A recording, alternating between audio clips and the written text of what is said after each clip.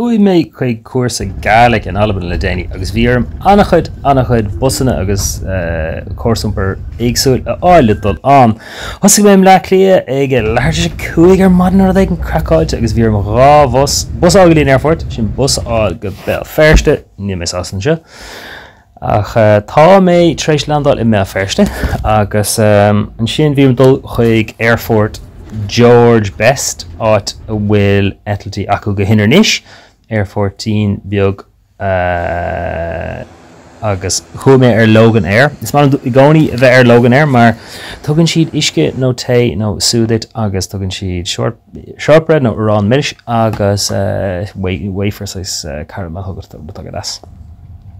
Agus an sin faoin trágar hána me gurí inar níis hí ábhraíonn déanach mar sin bhíarm léinteach taxi agus a rá leis dul ar luas lasrach ar nós na gaotha isteach go baile inar níis le go bhéting an bus áil mar níormhach bhí dul ar an damhnach agus bhín cuasa tosa go leúin agus níormhach bus a bháin ar an damhnach a thuirch an mé mar sin bhíarm bheitán seo mise ag an stagecoach in Inverness.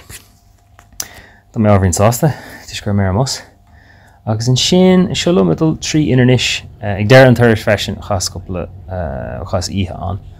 Agus bhí sin taine bheith golóir. Bhí an laimse go das ar mus agus ar an thuras ach mar a tharla níomh laimse go das in éachar agus muid ar an Cùrsa féin agus bhí mar 6 dul tríd an tír an seo. Rud náir higus ná go méimíiste dul ar feadh chósta luch níis ar feadh golóir an thuras ní cinnte gur bééis seo ach níor sé bhád.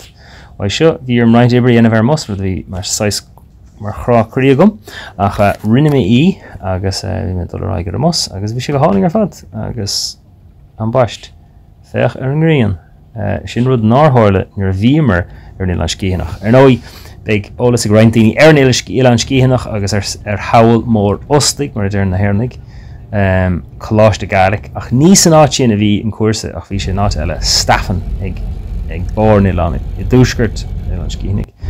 Sin áit éigen sa stáilán rudí a bhainans le thullféist luchnis le taobh an lucha agus sin simime glór agus go tá glór beantain glór sléifte breátha in hAlban agus caiilte sin an freisin agus láinte seo ráig go bhhád mar sin dairis I leirse gur man agus taistil lom ar feadh an lé agus fiúháin is an céhéad bus a fuairmeach bhí 7 mealach 7 mó iompar éagsúil agam ar an mealachán agus fiúin sin ar deire bhí bra ar thiabh aigen agus stadamar an seo áit aigen seo díreach ribh tá dríthead chuig an Ileán Scíthanach I dúsgurt in Ileán deag an á taon daoine chuig an deisgurt agus tainste hall ar an mád ar an asiúg mád asiúg ag mealaigh a chumarthar an dríthead sin dríthead an Ileán Scíthanach nó an dríthead na spéire beidir bhcéirte. Agus an sin bhí an tálum siab áil ó Chiarán Dunbar bhí dul chuig an Cùrsa freisin marach bhéin tríéis dul ar an ordóg le dulán agus sin tháinig mar bud stór nó budach stór breinn sé annachasúla bud agus beganín cosúla budach. Agus faoihearra chriicimar brú óige hún Loideáin is Cùrsa Fhlòdaigearraidh bhí a dhéanamh againn agus brat na hAlban go háling séir sin hAlban. Seo bhí tiag tórne agus óstan annach láint an acling agus seo hiad na leithir sé bhéan han si siúlam an scrín áirecht. Ach níor hanan tiag ósta sin le muinte an háite de bhar sé ábhar nó chustaach nó lehéad. Agus chuúmar chuig múséim dinosaur. Má aithna go tarm tiige tú gofuil anna dúlagam sna dinosaur agus seo rain picú ag lech mé an. Túsal dugi dinosaur an feargur leis an áit Tá anna fashion go deoigad an star agus an teanachas. Daimsí sé sailde faoi chluch agus tochailt lá níor bhí sé sé bliana déag nó ceir bliana déag nó aigen agus ó héine le tá múséim bunathaige dus go híhann ar fad. Siú roinnt ólas faoi na háitin ramar.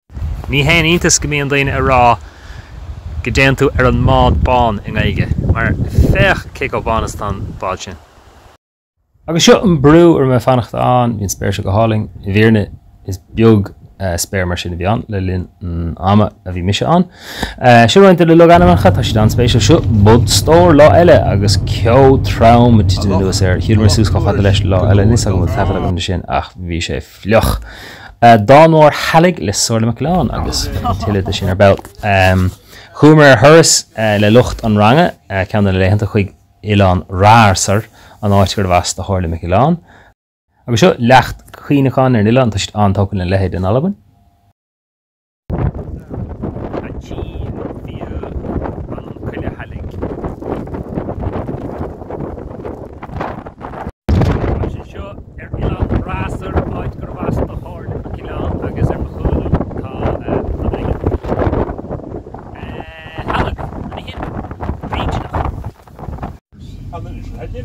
A far gan ödig. Gan ödig.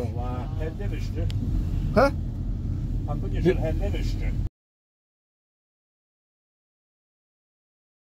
Hallig. Hachim biogen kan je hallig. Ha boers just haar in je linnek van fachgebied en arsten hier. Smam goel ik out hallig. Na krief bihe. Zwei dieven eter in Geneva agus Polavanje house. Bín gael le Sorla McLean ag léibh an dáin mhór úd agus seo mat beorch honach áitigin is agam nó sciúbasálaí an Midlín is agam. Seo mé sé ag siúil is títhe agus cuid den tíorthach an cuideang a thugtar an slíomh sin agus tá slíomh eile in leis gur sais ordána fáin. Seo an stoci ar bhí mar láháin sa bhrú óige. Ní raibh an brú óige Harbh compórdoch. Bhíos le fannacht le duine do bhainte na háite ach bhí andachar loisina áil agus an sin tháinig aithir ar chuirsaí agus an sin seo roiint ólais ó cheanna na léachtaí a bhí going. Seo mar range ina ráise seo únad ionintach Columba míle ceracéad raach íomna going ar na geantar agus bhí Alec bháltas mar hítear gléomhathagaing Dine mírvalach ma bhain. Díadach hAlban sin. Dé a hán go ddíadach? Drach pís ferrin an na hits an na heo. Pís big ferrin an na hits an na heo. Díadach an sin. Drum héisiata, snag the run rig system.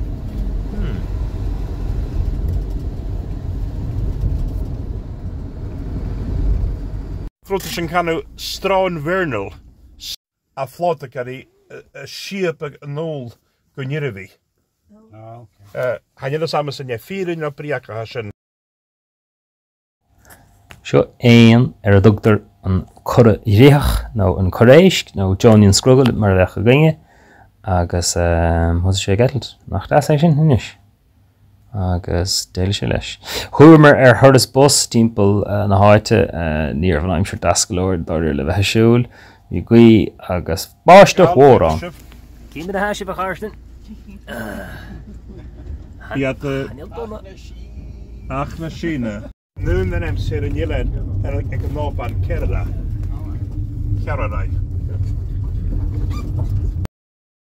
Seo picúir a bhís an ionad agus taispáinn sé lucht cumánach nó ammoníocht agus seo began in ólas faoi. Seo do chuig mé is saoil an ostig. Nach é?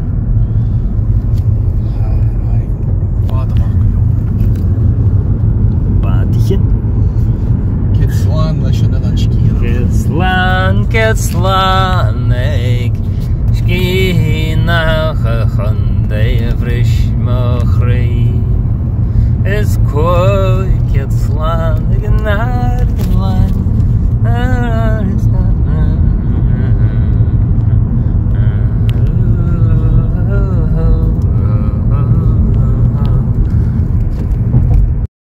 Has to go here on cuairt a thuairt ar chultarlún inis agus chonig mar beagán in an bhaile altareacht himúil an agus breistin spéisiúil le heis aber glasachu an chathmhór eile Alban nach bhfuil taigem ar hí níométris amacha inú na éitin. Seo drithid agus bhí anna freab sa drithid ó chuisíocht na naine agus seo beagán in ólais faoin gultarlún cheaniad ar seanna aglas seo muid an. And they're showing, go. Come on, Stop teaching us to say that. Agus simú go leor bhí agóid marall neamhsplachas na hAlban an, agus thuúráid í leir gaach an sin. Sa bhí antas ina dhéag sin chuaimar chuig an áit trídó Cùrsa Fhlòdaigearraidh agus bhí sé anspéisiir fád níor bhíir sin óla go féin faoi bhí roiint wa filiochta agus árán ón tréimh se na Gaeilge a búlach go duna ag sa chaisio agus na háráin fád a scríoch faoi agus béim síos duna Gaeilge. Se ábhríonn at ní hé go raim sé go mana sé go ddíireach leis na héirnig ach Gaeilge agus is Gaeilge sin a fós mar sin cuid dár náireacht atá freisin ach brehann sé ábhríonn at a bheitán le fíorne agus ach bhí na sleachta éagsúla seo spéise go leor ach bhí sé simime in dhéag sin fermhór mór an ólas is a méle bhí sé agus písa de gáin cáú úd hála agus si beganín den bhlór cathe hain tá sé caimhnathe go fecinn sibh na bratacha mór a héhháin sin lína na ggótaí dearige. Agus an taobh eile bhí lína ghuramán i léir an áitirh na Gaeilge láthair bhrónacht ar ire ach fíor spéisiúil ó hebh na starra Dowla mí is an irid sin sa tachtan seo an múntar bhí going Alec Faltáis bhí sé ar level ar fad. Bhín irid sin sebhra sé get bháin leis an canút. Chas mé le glór daine agus dowla mí mar rang annach chuid le chéile. Bhuailinn go mór mar chúrsa é agus bhá mé ansult go deas.